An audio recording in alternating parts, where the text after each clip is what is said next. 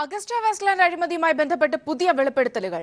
ഇന്ത്യയിലെ ഏറ്റവും ശക്തമായ രാഷ്ട്രീയ കുടുംബത്തിന് 114 കോടി കൈക്കൂലി നൽകിയെന്ന് അഗസ്റ്റയുടെ ഇടനിലക്കാരൻ ക്രിസ്റ്റ്യൻ മിച്ചലിന്റെ കൈപ്പടയിൽ എഴുതിയ രേഖകൾ CBIക്ക് ലഭിച്ചു. എയർഫോഴ്സ് ഉദ്യോഗസ്ഥർക്ക് നൽകിയത് 42.7 കോടി രൂപ. ഉദ്യോഗസ്ഥ വൃന്ദത്തിനും മറ്റുള്ളവർക്കും വീതിച്ചത് 59.8 കോടി രൂപ. AP എന്ന ചുരുക്കപ്പേരുള്ള കോൺഗ്രസ് നേതാവിനെ കുറിച്ചും മിച്ചലിന്റെ പരാമർശം.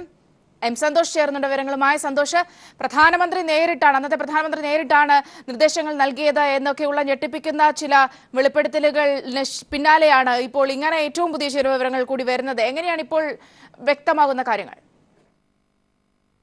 സൗമ്യ, ഓഗസ്റ്റ വെസ്റ്റ്ലാൻഡ് ഇടപാടുമായി ബന്ധപ്പെട്ട നിർണായക രേഖകളാണ് ഇപ്പോൾ പുറത്തായിരിക്കുന്നത്. ഈ ഇടപാടുമായി ബന്ധപ്പെട്ട് ഇന്ത്യയിലെ ഒരു രാഷ്ട്രീയ കുടുംബത്തിന് 16 മില്യൺ യൂറോ കൈക്കൂലിയായി നൽകിയിട്ടുണ്ട് എന്ന് വ്യക്തമാക്കുന്ന ബ്രിട്ടീഷ് ആയുധ വ്യാപാരി ക്രിസ്റ്റ്യൻ മിഷേലിന്റെ ഇമെയിൽ സന്ദേശങ്ങളും കൈപ്പടയിൽ എഴുതിയ ഡയറി കുറിപ്പുകളുമാണ് പുറത്തു വന്നിരിക്കുന്നത്. 2008 മുതൽ ഈ ഓഗസ്റ്റ വെസ്റ്റ്ലാൻഡ് ഇടപാടുമായി ബന്ധപ്പെട്ട് ഇന്ത്യയിൽ നൽകിയിട്ടുള്ള കൈക്കൂലിയുടെ വിശദാംശങ്ങൾ എല്ലാം തന്നെയും ഈ ഡയറി കുറിപ്പുകളിലും ഈ ഇമെയിലുകളിലും രേഖപ്പെടുത്തിയിട്ടുണ്ട്. ഇറ്റാലിയൻ പോലീസ് ഈ രേഖകൾ പിടിച്ചെടുത്തിട്ടുണ്ട്. CBIക്കും ഈ വിവരങ്ങൾ ലഭിച്ചിട്ടുണ്ട് എന്നാണ് അറിയാൻ കഴിയുന്നത്. ഏതായാലും വലിയ രീതിയിലുള്ള അഴിമതി ആരോപണമാണ് ഇപ്പോൾ പുറത്തു വന്നിരിക്കുന്നത്. സോണിയാഗാന്ധിക്ക് ഉൾപ്പെടെ ഇതിൽ നേരിട്ട് പങ്കുണ്ട് എന്ന് തെളിയുന്ന തരത്തിലുള്ള വിശദാംശങ്ങൾ പുറത്തു വന്നിട്ടുണ്ട്.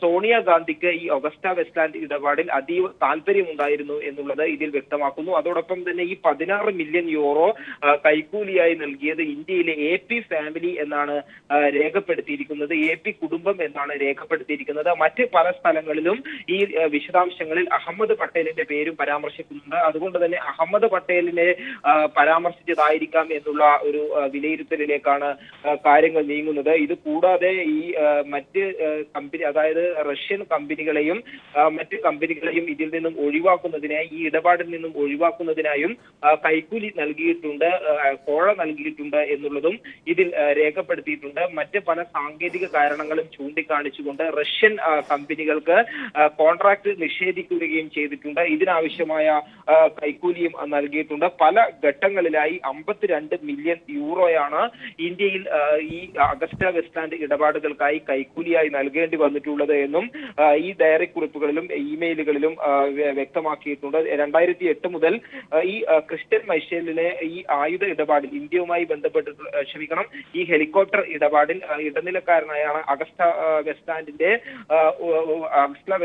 മാതൃ കമ്പനിയായ ഫിൻ മെക്കാനിക്ക നിയമിച്ചിട്ടുള്ളത്. മറ്റൊരു ഇടനിലക്കാരനായ ഗൂഡോ ഹാസ്റ്റെക്കിന് നിരവധി ഇമെയിലുകൾ മിഷേൽ എഴുതിയിട്ടുണ്ട്. ഇതിലും ഈ കാര്യങ്ങൾ വ്യക്തമാകുന്നുണ്ട്. ഇത്തരത്തിൽ കഴിഞ്ഞ UPA സർക്കാരിന്റെ കാലത്തേത് ഏറ്റവും വലിയ അഴിമതിയായി ഇപ്പോൾ CBI അന്വേഷണം നടന്നുകൊണ്ടിരിക്കുന്ന 2010 ഏറ്റവും വലിയ അഴിമതിയായ അഗസ്റ്റ വെസ്റ്റ്ലാൻഡിൽ നിർണായക രേഖകളാണ് ഇപ്പോൾ പുറത്തു വന്നിരിക്കുന്നത്. എയർ ചീഫ് മാർഷലായിരുന്ന SP ത്യാഗിയെയും അതോടൊപ്പം മുൻ പ്രധാനമന്ത്രി മൻമോഹൻ സിംഗിനെയും ഉൾപ്പെടെ ഇപ്പോൾ പ്രതിസ്ഥാനത്ത് നിർത്തിക്കൊണ്ട് CBI അന്വേഷണം പുരോഗമിക്കുമ്പോഴാണ് ഇത്തരത്തിലുള്ള ചില രേഖകൾ കൂടി പുറത്തു വന്നിരിക്കുന്നത് എന്നുള്ളതാണ് ഏറ്റവും പ്രധാനമായിട്ടുള്ളത്. ഇത് കൂടാതെ ഉദ്യോഗസ്ഥ തലത്തിൽ നൽകിയ കോഴയെ സംബന്ധിച്ച വിശദാംശങ്ങളും ഇപ്പോൾ പുറത്തു വന്നിട്ടുണ്ട്. പ്രതിരോധ മന്ത്രാലയത്തിലെയും അതോടൊപ്പം തന്നെ ചീഫ് വിജിലൻസ് കമ്മീഷണർ ഉൾപ്പെടെയുള്ളവർക്ക് കോഴ നൽകേണ്ടി വന്നിട്ടുള്ളത് എന്നുള്ള വിശദാംശങ്ങളാണ് ഇപ്പോൾ പുറത്തു വന്നിരിക്കുന്നത്. ഏതായാലും ഈ കേസ് ഇപ്പോൾ ഇത്തരത്തിലുള്ള CBIയുടെ അന്വേഷണം രാഷ്ട്രീയ ഉന്നത വൃത്തങ്ങളിലേക്കും മുൻ പ്രധാനമന്ത്രിമാരിലേക്കും നീങ്ങുന്ന ഒരു സാഹചര്യത്തിൽ കൂടിയാണ് ഈ ഡയറി കുറിപ്പുകൾ ഏറെ നിർണായകമാകുന്നത്. ഏതായാലും സോണിയാഗാന്ധിക്ക് ഉൾപ്പെടെ ഇതിൽ പങ്കുണ്ട് എന്ന് ഇപ്പോൾ ഈ രേഖ പുറത്തു വന്ന സാഹചര്യത്തിൽ വലിയ രീതിയിലുള്ള രാഷ്ട്രീയ ചർച്ചകളിലേക്ക് തന്നെയായിരിക്കും കാര്യങ്ങൾ നീങ്ങുന്നത്.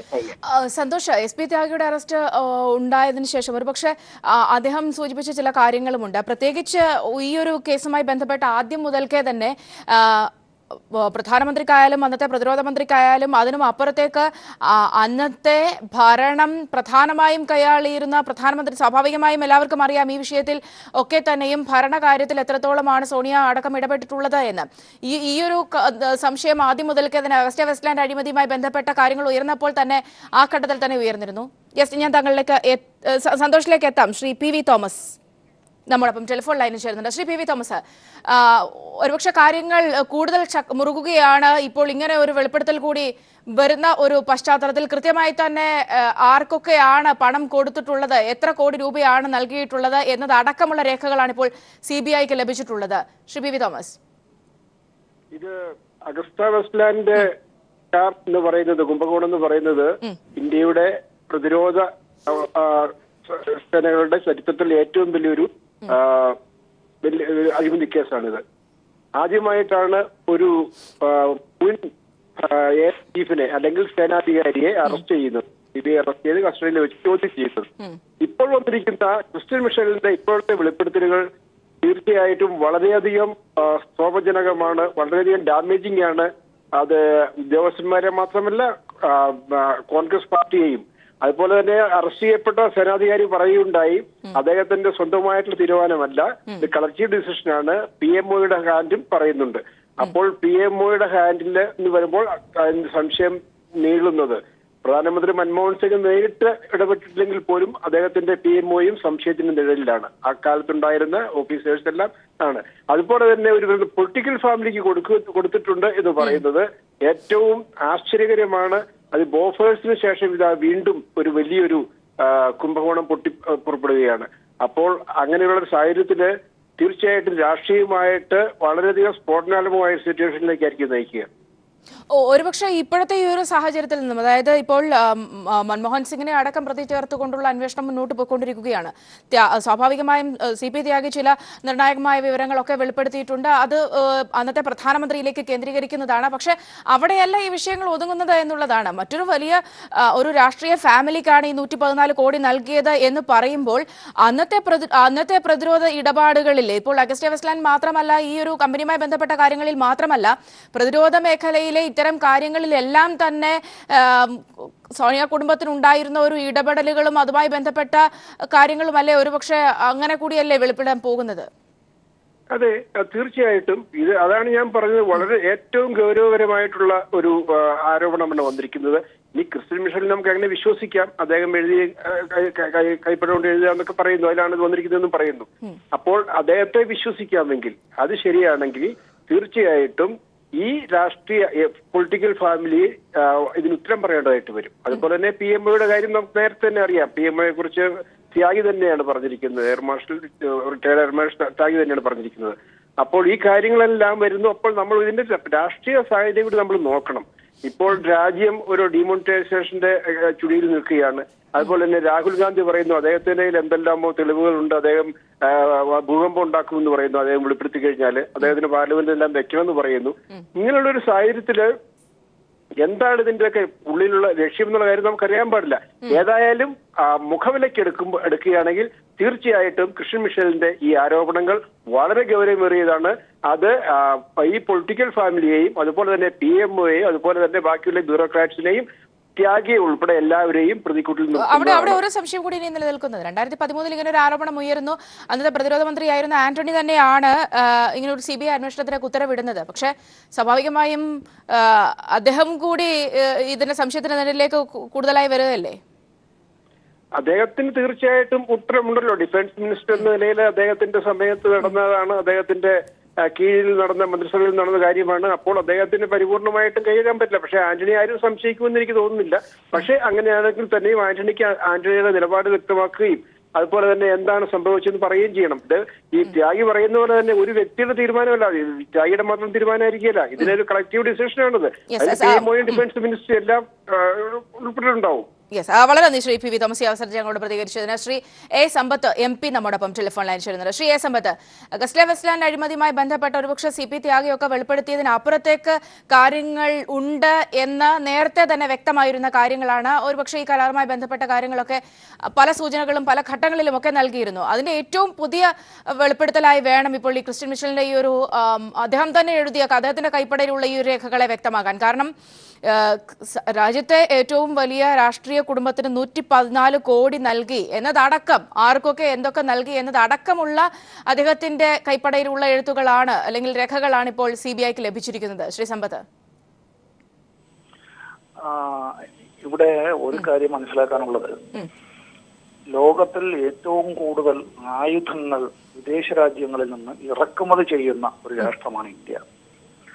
ഇന്ത്യയുടെ ഈ ആംസ് ബാസ്ക്കറ്റ് എന്ന് പറയും, നമ്മൾ ഓയിൽ ബാസ്ക്കറ്റ് എന്ന് പറയുന്നത് പോലെ ഇന്ത്യയുടെ ആംസ് ബാസ്ക്കറ്റ് ഓരോ വർഷവും അത് വല്ലാതെ അത് പെരുകിക്കൊണ്ടിരിക്കുകയാണ്. നമ്മുടെ ഡിഫൻസ് ബഡ്ജറ്റ്, പ്രതിരോധ ബഡ്ജറ്റും അതും പെരുകിക്കൊണ്ടിരിക്കുകയാണ്. രാജ്യത്തിന്റെ പൊതു ബഡ്ജറ്റ് എന്നത് ഏറ്റവും ഒടുവിലത്തെ പൊതു ബഡ്ജറ്റ് കഴിഞ്ഞ വർഷം ഏതാണ്ട് 16.5 ലക്ഷം കോടി രൂപയുടേതായിരുന്നുവെങ്കിൽ ആ 16.5 ലക്ഷം കോടി രൂപയുടെ പൊതു ബഡ്ജറ്റിന്റെ ഏറ്റവും വലിയ ഭാഗം, സിംഗിൾ ലാർജസ്റ്റ് കോമ്പണന്റ് എന്നുള്ളത് ഈ പ്രതിരോധ ആവശ്യങ്ങൾക്കാണ്. ഇത് കേന്ദ്രത്തിൽ ഏത് ഗവൺമെന്റ് അധികാരത്തിലിരുന്നാലും, അത് കോൺഗ്രസിന്റെ നേതൃത്വത്തിലുള്ളതായാലും BJPയുടെ നേതൃത്വത്തിലുള്ളതായാലും ഇത് തന്നെയാണ് അവസ്ഥ. ഇവിടെ എന്തുകൊണ്ടാണ് ഇന്ത്യക്ക് ആവശ്യമായ പ്രതിരോധ ഉപകരണങ്ങൾ ഇന്ത്യയിൽ നിർമ്മിക്കാത്തത്? ഇത് സംബന്ധിച്ച് വളരെ വിശദമായ പഠനങ്ങൾ ഇനിയും നടക്കേണ്ടതായിട്ടുണ്ട്. നമുക്ക് എന്താണ് ആവശ്യം എന്ന് തീരുമാനിക്കുന്നത് നമ്മളല്ല. നമ്മൾ എന്താണ് വാങ്ങേണ്ടത് എന്ന് തീരുമാനിക്കുന്നത് നമ്മളല്ല. എന്ത് വിലയ്ക്കാണ് ഇത് വാങ്ങേണ്ടത് എന്ന് തീരുമാനിക്കുന്നത് നമ്മളല്ല. ഇതിൻ്റെതായിട്ടുള്ള പരിശോധനകൾക്കുള്ള മാനദണ്ഡങ്ങൾ തീരുമാനിക്കുന്നത് നമ്മളല്ല. ഓരോന്നിന്റെയും എത്ര വീതം വേണം എന്ന് ആത്യന്തികമായി തീരുമാനിക്കുന്നു. ഓഫ് കോഴ്സ് ഞാൻ സമ്മതിക്കുന്നു, റെക്കോർഡുകളിലെല്ലാം ഇത് ഇന്ത്യ ഗവൺമെന്റിന്റെ തീരുമാനമാണ്, ആർമിയുടെ, നേവിയുടെ അല്ലെങ്കിൽ എയർഫോഴ്സിന്റെ തലവന്മാരെടുത്ത തീരുമാനമാണ്, ഇതെല്ലാം പറയുന്നു. ആത്യന്തികമായി വാസ്തവത്തിൽ അതും നമ്മളല്ല. ഇവിടെ ലോകത്തിലെ വലിയ ചില ബഹുരാഷ്ട്ര കുത്തക കമ്പനികൾ, ആ കമ്പനികൾ നിലനിൽക്കുന്നത് ലോകത്ത് അശാന്തിയും അസമാധാനവും ഉള്ളത് കൊണ്ടും ഇന്ത്യ പോലുള്ള പല രാജ്യങ്ങളും ഓരോ വർഷവും അവരുടെ വിലപ്പെട്ട അവരുടെ മൊത്തം ദേശീയ വരുമാനത്തിന്റെ നല്ലൊരു പങ്ക് വിദേശ നാണ്യമായി ഇറക്കുമതിക്കായി അങ്ങനെ ചെലവഴിക്കുന്നതും കൊണ്ടാണ്. VK കൃഷ്ണമേനോൻ ഇന്ത്യയുടെ പ്രതിരോധ മന്ത്രിയായിരുന്നപ്പോൾ വലിയ വിമർശനങ്ങൾ ഉണ്ടായിട്ട് പോലും എടുത്ത സുധീരമായൊരു നിലപാടുണ്ട്. അത് ഇൻഡിജിനൈസേഷൻ ഓഫ് ദ ഡിഫൻസ് പ്രോഡക്ട്സ് എന്നുള്ളതാണ്.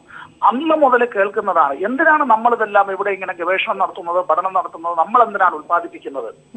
നമുക്ക് നേരെ ഇതെല്ലാം ലോകത്തിലെ പല രാജ്യങ്ങളിൽ നിന്നും വാങ്ങാം.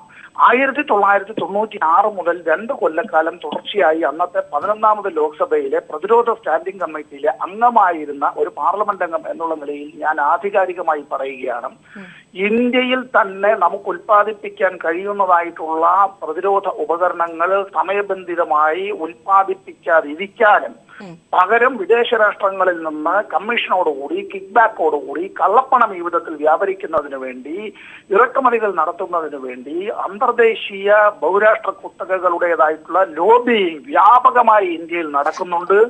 അത് മാധ്യമങ്ങളെ കൊണ്ട് എഴുതിപ്പിക്കാനും രാഷ്ട്രീയ നേതാക്കളെയും ഉദ്യോഗസ്ഥ പ്രമാണിമാരെയും സ്വാധീനിക്കാനും ഭരണകൂടത്തിന്റെ തലപ്പത്തെല്ലാം കയറിയിറങ്ങി നടക്കാനുമെല്ലാം അതിനുവേണ്ടി പ്രത്യേകം നിയോഗിക്കപ്പെട്ട ആളുകളുണ്ട്. ഇതിന്റെ ഭാഗമായിട്ടാണ് പലപ്പോഴും നമ്മൾ ഹണി ട്രാപ്സ് എന്ന് പറയുന്നതിൽ പലപ്പോഴും ചെന്നുപെടുന്നത്. ഇവിടെ ത്യാഗപരമായിട്ടുള്ള വെളിപ്പെടുത്തൽ വന്നിട്ടുണ്ടെങ്കിലും ഇത്തരം കാര്യങ്ങൾ, ഞാൻ ഇത് സംബന്ധിച്ച് 2ാം UPA ഗവൺമെന്റിന്റെ കാലത്ത് നടന്നിട്ടുള്ള ഇത്തരം ചില കാര്യങ്ങളെ സംബന്ധിച്ച് മുമ്പ് തന്നെ ചില ലേഖനങ്ങളിൽ ഞാൻ സൂചിപ്പിച്ചതായ ഒരു കാര്യമാണ്. ഇന്ത്യയുടെ മിലിറ്ററി ഇന്റലിജൻസിന് ഇന്ത്യയുടെ സൈനിക തലവന്മാരുടെ ഇടപാടുകളെ സംബന്ധിച്ചും അവരുടെ ബന്ധുക്കൾ ഇടപെടുന്നതിനെ സംബന്ധിച്ചും അവരുടേതായിട്ടുള്ള വാണിജ്യ താല്പര്യങ്ങളെ സംബന്ധിച്ചും യാതൊരു അറിവുമില്ലായിരുന്നു എന്ന് പറഞ്ഞാൽ കണ്ണുമടച്ച് വിശ്വസിക്കാൻ വളരെ ബുദ്ധിമുട്ടുള്ള കാര്യമാണ്. ഇവിടെ എന്തൊക്കെയോ നടന്നിട്ടുണ്ട്, ഇപ്പോഴും നടക്കുന്നുണ്ട്. ഇന്ത്യയുടെ പ്രതിരോധം വളരെ വർഷങ്ങളായി അവിടെ ഉണ്ട്. ഞാൻ താങ്കളിലേക്ക് വരാം ശ്രീ സമ്പത്ത്. ശ്രീ ടോം വടക്കൻ നമ്മോടൊപ്പം ടെലിഫോൺ ലൈൻ ചേരുന്നത്. ശ്രീ ടോം വടക്കൻ, അഗസ്റ്റ വെസ്റ്റ്ലാൻഡ് അഴിമതിയുമായി ബന്ധപ്പെട്ട ഏറ്റവും പുതിയ വിവരങ്ങൾ, അത് ക്രിസ്റ്റ്യൻ മിച്ചലിന്റെ അദ്ദേഹത്തിന്റെ തന്നെ കൈപ്പടയിലുള്ള രേഖകൾ ഇപ്പോൾ CBI പിടിച്ചെടുത്തിരിക്കുന്നതാണ്. അതിൽ സോണിയ കുടുംബത്തിന് 114 കോടി അടക്കം നൽകി എന്നത് ഉൾപ്പെടെ, അതായത് മറ്റുദ്യോഗസ്ഥർക്കും മറ്റ് രാഷ്ട്രീയക്കാർക്കും ഒക്കെ തന്നെ എത്ര നൽകിയിട്ടുണ്ട് എന്നത് അടക്കമുള്ള രേഖകളാണ് ഇപ്പോൾ CBI പിടിച്ചെടുത്തിരിക്കുന്നത്. ശ്രീ ടോം വടക്കൻ, ഒരു സ്ഥിരം കച്ചവടമായിരിക്കുന്നു. CBI സ്പോക്സ്മാൻ സംസാരിക്കില്ല. ലീക്കേജ് ആണ് അവിടെ മെയിൻ ഒരു അംഗം നടക്കുന്നത്. വാസ്തവം പറഞ്ഞാൽ ഇത് CBIയുടെ ഇതാണെങ്കിൽ CBI അത് പറയണം, CBIയുടെ സ്പോക്സ്മാൻ പറയണം. അതല്ല ചെയ്യുന്നേ, സെലക്റ്റീവ് ലീക്കുകൾ കൊടുക്കുകയാണ്. ആ സെലക്റ്റീവ് ലീക്ക് ഇപ്പൊ ഡിമോണിറ്റൈസേഷനെ ഡൈവേർട്ട് എങ്ങനെ ചെയ്യണം, അതിനുള്ള പരിപാടികളാണ്. പക്ഷേ ശ്രീ ടോം വടക്കൻ, ഒരു കാര്യമുണ്ട്, ഇതിപ്പോൾ ഒരു സുപ്രഭാതത്തിൽ ഇങ്ങനെ ഒരു വാർത്ത മാത്രം പുറത്തു വന്നതല്ല. ഇവിടെ അന്നത്തെ പ്രധാനമന്ത്രി അടക്കം പ്രതിസ്ഥാനത്ത് നിർത്തിക്കൊണ്ടൊരു CBI അന്വേഷണം പുരോഗമിക്കുകയാണ്. അന്നത്തെ സൈനിക മേധാവി അറസ്റ്റ് ചെയ്യപ്പെട്ട് സംശയത്തിന് നിലനിൽക്കുകയാണ്. അദ്ദേഹം പല കാര്യങ്ങളും വെളിപ്പെടുത്തുന്നുണ്ട്. താൻ മാത്രം അറിഞ്ഞിട്ടല്ല, പ്രധാനമന്ത്രിയുടെ ഓഫീസിന് അടക്കം ഇൻവോൾവ്മെന്റ് ഉണ്ടെന്ന് അദ്ദേഹം അടക്കം പറഞ്ഞിട്ടുണ്ട്. അതുകൊണ്ട് ക്രിസ്ത്യൻ മിഷലിന്റെ ഈ ഒരു വെളിപ്പെടുത്തൽ മാത്രമല്ല ഉള്ളത്. നിങ്ങൾ വിവരം കംപ്ലീറ്റ് ഇല്ലാതെ ഇതിനെപ്പറ്റി സംസാരിക്കുന്നത് ഒന്ന് ആലോചിക്കണം. 1999 ഈ വിഷയം ആരംഭിക്കുന്നത്. 4500 മീറ്ററുടെ വിഷയം കൊണ്ടുവന്നത് ആരാണ്? Principal secretary Vajpayee. ആ സമയത്താണ് ഇൻസ്ട്രക്ഷൻ കൊടുത്തിരിക്കുന്നത്. ആ സമയം തൊട്ട് ഞങ്ങളുടെ ഭാഗത്തുനിന്ന് ഞങ്ങളുടെ ഗവൺമെന്റ് ഒരു വിഷയത്തിലും അതിൽ ഇടപെട്ടിട്ടില്ല. 1. 2, ക്യാബിന്റെ ഹൈറ്റ് കുറയ്ക്കുന്ന കാര്യം പറഞ്ഞത് അന്ന് പ്രിൻസിപ്പൽ സെക്രട്ടറി പറഞ്ഞത് SPGയെ ഇൻവോൾവ് ചെയ്തിട്ട് ഈ ഡിസിഷൻ എടുക്കാം, ഡിഫൻസ് സെക്രട്ടറിയും ഇതിൽ ഇൻവോൾവ് ആവണം. ആ സമയത്ത് SPG പറഞ്ഞത് ഹൈറ്റ് മാറ്റണം. കാരണം SPG പേഴ്സണലിന്റെ ഹൈറ്റ്, കാരണം ലോങ് ജേർണീസ് ആകുമ്പോൾ പലപ്പോഴും SPG പേഴ്സണലിന് മാന്യൂവറബിലിറ്റിക്ക് പ്രശ്നമുണ്ട്. അത് ആരാണ് പറഞ്ഞത്? Principal secretary to government of India, വാജ്പേയിയുടെ ഗവൺമെന്റ്. ഞങ്ങൾ അതിൽ അവർ പറഞ്ഞ കാര്യങ്ങൾ ഫോളോ ചെയ്തു എന്ന് മാത്രമേ ഉള്ളൂ. ബാക്കിയുള്ള ഡീറ്റെയിൽസ്, മിഷേൽ ക്രിസ്ത്യന്റെ കാര്യങ്ങൾ, അതിൽ വേറൊരു വ്യക്തിയുണ്ട്, അവരെ ഇപ്പോ റെഡ് അലേർട്ടിൽ നിന്ന് മാറ്റിയിരിക്കുന്നു ലിസ്റ്റിൽ നിന്ന്. അതെന്താ കാര്യം? ഇത് കംപ്ലീറ്റ് കോൺസ്പിരസിയാണ്. കോൺഗ്രസ് ഗവൺമെന്റിന്റെ എതിരെ ഒരു കോൺസ്പിരസി വേണം. ഇത് 1.5 കൊല്ലമായി ഇൻവെസ്റ്റിഗേറ്റ് ചെയ്തു. ഇപ്പോ ഈ സമയത്ത് എവിടെയാണ് ഈ എവിഡൻസസ് വരുന്നത്? എന്താണ് BJP CBI സ്പോക്സ്മാൻ ഇതൊക്കെ സംസാരിക്കാത്ത? ഇതൊക്കെ സെലക്റ്റീവ്ലി ഈ കളികൾ കുറെ കണ്ടതാ. ദയവായി തുടരുക. ശ്രീ സമ്പത്ത്, ഈ പറഞ്ഞതുപോലെയാണോ കാര്യങ്ങൾ? അതായത് ഇപ്പോൾ പ്രത്യേകിച്ച് ഈ ഒരു ഘട്ടത്തിൽ BJP സർക്കാർ, കേന്ദ്ര സർക്കാർ നിൽക്കുന്ന ഒരു സാഹചര്യം അറിയാം. അതുകൊണ്ട് മാത്രമാണോ ഇങ്ങനെയുള്ള കാര്യങ്ങൾ പുറത്തു വരുന്നത്? ശ്രീ സമ്പത്ത്, എന്തായാലും ഇന്ത്യയുടെ പാർലമെന്റിൽ സംഭവിച്ചിട്ടുള്ള ചില കാര്യങ്ങൾ അത് രാഷ്ട്രീയമായി അതിനെ നേരിടുന്നതിന് ഒരു പക്ഷേ BJP ഗവൺമെന്റ് ഇത്തരത്തിലുള്ള കാര്യങ്ങൾ അത് സെലക്റ്റീവായിട്ടുള്ള ലീക്കുകൾ CBIയിൽ നിന്ന് ഉണ്ടാവാം. അത് ചിലപ്പോൾ ശ്രീ ടോം വടക്കൻ പറഞ്ഞതുമാതിരി അപ്പോൾ CBI ചെയ്യേണ്ടത് എന്താ? അന്വേഷണം. ആ അന്വേഷണം നടത്തിയ എല്ലാവരെയും അറസ്റ്റ് ചെയ്യണമെങ്കിൽ അതുമായി ബന്ധപ്പെട്ട അറസ്റ്റ്, കോടതിയിൽ ഹാജരാക്കൽ, ഒരു the procedure established by law എന്ന് നമ്മൾ പറയുന്നത് ആസ് പെർ ലോ എന്നുള്ള നിലയിലേക്ക് പാർലമെന്റ് സമ്മേളനം, ഡിമോണിറ്റൈസേഷനുമായി ബന്ധപ്പെട്ടിട്ടുള്ള ചില വിഷയങ്ങൾ, അതിന്റെ അടിയന്തര പ്രമേയത്തിന്റെ നോട്ടീസ് എല്ലാ ദിവസവും തള്ളുന്നത്, പാർലമെന്റ് സഭാ സ്തംഭനം തന്നെ ഇപ്പോൾ ഗവൺമെന്റ് പ്രതിക്കൂട്ടിലായി നിൽക്കുന്ന ഒരവസ്ഥ. അതുകൊണ്ട് സമയപരിമിതി കൊണ്ട് ഇടപെടുകയാണ്. ശ്രീ സമ്പത്ത് ക്ഷമിക്കുക. ശ്രീ ജോർജ് കുര്യൻ കൂടി നമ്മോടൊപ്പം ടെലിഫോൺ ലൈൻ ചേരുന്നുണ്ട്. ശ്രീ ജോർജ് കുര്യൻ, ഇപ്പോൾ ശ്രീ ടോം വടക്കൻ പറഞ്ഞ കാര്യം ശ്രദ്ധിച്ചിട്ടുണ്ടാകാമെന്ന് കരുതുന്നു. നിലവിൽ വലിയൊരു പ്രതിരോധത്തിന്റെ ഘട്ടത്തിൽ നിൽക്കുകയാണ് കേന്ദ്ര സർക്കാർ, പ്രത്യേകിച്ച് നോട്ട് വിഷയത്തിലായാലും അല്ലെങ്കിൽ മറ്റതുമായി ബന്ധപ്പെട്ട കഴിഞ്ഞ ദിവസങ്ങളിലെല്ലാം വന്നിട്ടുള്ള വിഷയങ്ങളിലൊക്കെ ആയാലും. ഈ ഒരു പശ്ചാത്തലത്തിലാണ് ഇങ്ങനെ ചില കാര്യങ്ങൾ, അതും CBI ഒഫീഷ്യൽസ് ആരുമല്ല ഇത് പറഞ്ഞിരിക്കുന്നത്, ഇങ്ങനെ ലീക്ക് ചെയ്ത് ചില കേന്ദ്രങ്ങൾ പുറത്തുവിടുകയാണെന്ന് അടക്കമാണ് ശ്രീ ടോം വടക്കൻ പറഞ്ഞിട്ടുള്ളത്. ഈ ഒരു സാഹചര്യത്തിൽ നിന്നാണ് അതിനെ നേരിടാൻ കോൺഗ്രസ് ഉദ്ദേശിക്കുന്നത്. ശ്രീ ജോർജ് കുര്യൻ, 2013 ഫെബ്രുവരി മാസം 12-ാം തീയതി അന്ന് ഇന്ത്യയുടെ പ്രതിരോധ വകുപ്പ് മന്ത്രിയായിരുന്ന AK ആന്റണി പാർലമെന്റിൽ പറഞ്ഞു അഴിമതി നടന്നിരിക്കുന്നു, CBIക്ക് വിടുന്നു എന്ന് പറഞ്ഞത് BJP ഗവൺമെന്റ് അല്ല. അഴിമതി നടന്നു എന്ന് പറഞ്ഞത് AK ആന്റണിയാണ്. CBIക്ക് വിട്ടതും AK ആന്റണിയാണ്. ഇനി ഏപ്രിൽ 8-ാം തീയതി കഴിഞ്ഞ വർഷം മിനാലിലെ കോടതി 225 പേജുള്ള കോടതി വിധിയാണ് വന്നത് ഏപ്രിൽ 8-ാം തീയതി. അതില് 193-ാമത്തതും അതുപോലെ 204-ാമത്തെയും പേജില് സോണിയാഗാന്ധിയുടെ പേരും അഹമ്മദ് പട്ടേലിന്റെ പേരും പറയുന്നുണ്ട്. ഈ പറഞ്ഞ തുക അതിന്റെ അകത്താണ് മെൻഷൻ ചെയ്തിരിക്കുന്നത്, അല്ലാതെ ഇപ്പൊ പെട്ടെന്ന് പ്രത്യക്ഷപ്പെട്ട ഒരു കാര്യമല്ല. ഇറ്റലിയിലെ കോടതിയുടെ വിധിയില് 193-ാമത്തെയും 204-ാമത്തെയും പേജില് സോണിയാഗാന്ധിയുടെ പേര് പറയുന്നു. ഈ പറഞ്ഞ അത്രയും രൂപ അഹമ്മദ് പട്ടേലിന് AP എന്നാണ് എഴുതിയിരിക്കുന്നത്. അത് അഹമ്മദ് പട്ടേലാണ് എന്ന് ഈ ക്രിസ്ത്യൻ മൈക്കിൾ അല്ലെങ്കിൽ ക്രിസ്ത്യൻ മിഷേൽ എന്താണോ അദ്ദേഹത്തിന്റെ ആ രീതിയിലുള്ള ആ ഏജന്റ് പറഞ്ഞതായിട്ടാണ് അതിന്റെ അകത്ത് രേഖപ്പെടുത്തിയിരിക്കുന്നത്. ഇനി ആ എവിഡൻസ്, ഇന്ത്യൻ എവിഡൻസ് ആക്ട് അനുസരിച്ച് ഇന്ത്യൻ കോടതിയിൽ വന്നിട്ട് അത് സ്വീകരിക്കാവോ എന്ന് ഇന്ത്യൻ കോടതി പരിശോധിച്ചതിന് ശേഷം കേസ് നടക്കും. അതാണ് ഞാൻ സമയപരിമിതിയുണ്ട്. ശ്രീ നേരത്തെ ചർച്ച ചെയ്ത കാര്യം. ജോർജ് കുര്യൻ വളരെ നന്ദി. ഒപ്പം തന്നെ ശ്രീ ടോം വടക്കൻ, ശ്രീ എ സമ്പത്ത് ചർച്ചയിൽ പങ്കുചേർന്ന് സംസാരിച്ചതിന്. ഏതായാലും അഗസ്റ്റ വെസ്റ്റ്ലാൻഡ് അഴിമതിയുമായി ബന്ധപ്പെട്ട ഏറ്റവും പുതിയ ചില വെളിപ്പെടുത്തലുകൾ കൂടി അഗസ്റ്റയുടെ ഇടനിലക്കാരൻ ക്രിസ്റ്റ്യൻ മിച്ചലിന്റെ ഭാഗത്തുനിന്നും ഉണ്ടായിരിക്കുന്നു. അദ്ദേഹത്തിന്റെ രേഖകൾ പിടിച്ചെടുത്തതിൽ നിന്നുമാണ്, അദ്ദേഹം എഴുതിയ രേഖകൾ പിടിച്ചെടുത്തതിൽ നിന്നുമാണ് ഇന്ത്യയിലെ ഏറ്റവും വലിയ രാഷ്ട്രീയ കുടുംബത്തിന് 114 കോടി നൽകി എന്നത് അടക്കമുള്ള കാര്യങ്ങൾ രേഖപ്പെടുത്തിയിരിക്കുന്നത്. ഏതായാലും പുതിയ ഒരു തലത്തിലേക്ക് കടക്കുകയാണ് അഗസ്റ്റ വെസ്റ്റ്ലാൻഡ് കോപ്പർ അഴിമതിയുമായി ബന്ധപ്പെട്ട കാര്യങ്ങൾ.